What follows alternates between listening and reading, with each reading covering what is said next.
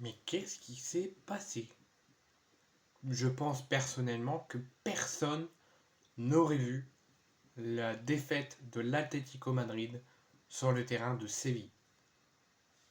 En tout cas, pour mon cas personnel, je savais que Séville jouait contre l'Atlético Madrid, excusez-moi, face que Séville jouerait contre l'Atlético Madrid, mais jamais je n'aurais imaginé que Séville, qui est encore au fond du trou du classement, qui sont 15e du championnat avec 23 points, je n'aurais imaginé à aucun moment que Séville aurait réussi, même sur son terrain, à battre l'Atlético Madrid de Diego Simeone.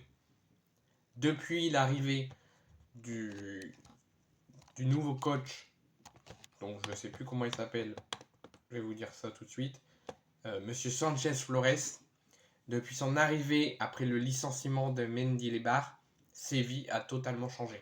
Séville connaît encore des défaites, reste encore sur le ventre mou du classement, vers les zones bas du classement, mais tout doucement et progressivement, depuis l'arrivée de cet entraîneur, remonte la pente et remonte des places au classement.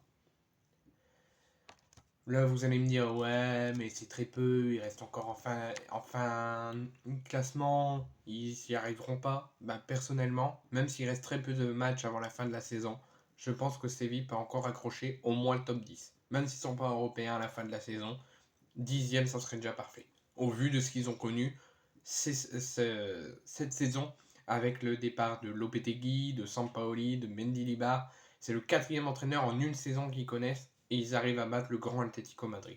Donc moi, je leur tire mon chapeau, franchement. Donc victoire grâce à un but d'Isaac Romero à la 15e minute. Victoire est très surprenante et Séville se reprend de façon très surprenante.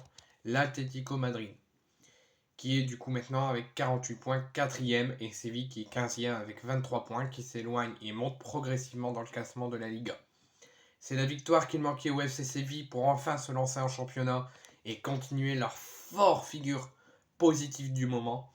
Ce dimanche, donc les hommes de Quique Sanchez Flores ont réalisé une prestation très convaincante et très solide que je leur tire mon chapeau face au grand Atlético Madrid et au grand Diego Simeone. Les Andalous ont très bien démarré la rencontre, ont fait une très belle première période en ouvrant le score très rapidement de la tête sur une déviation de Lucas Ocampos, le but sur corner de Romero à la 15e minute.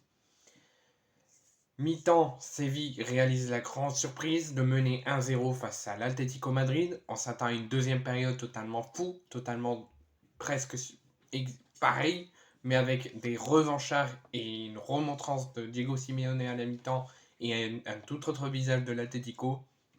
Bah, ça n'est pas le cas. Malgré l'entrée de Memphis Depay à la mi-temps pour le retour de la deuxième période, ça n'a pas changé le cours du match, puisque Séville augmente son intensité, augmente son envie et augmente son efficacité, et aurait même pu doubler la mise pour tuer et crucifier l'Atlético Madrid, mais malheureusement le but est refusé pour hors-jeu vers l'heure de jeu. Donc pour la première fois de la saison, Séville est dans une spirale très positive depuis l'arrivée de Sanchez Flores, et pour la première fois de la saison, Séville enchaîne 2 succès d'affilée en championnat après le succès le week-end dernier contre le Rayo Vallecano à l'extérieur. Franchement, je suis très convaincant pour la suite de la saison pour Séville, qui je ne serais pas étonné s'ils connaissent encore des défaites, mais je pense qu'ils peuvent aller encore très loin et qu'ils peuvent viser le top 10, au maximum finir 10e pour se maintenir en Ligue 1. Je pense que le maintien est quasiment assuré pour Séville.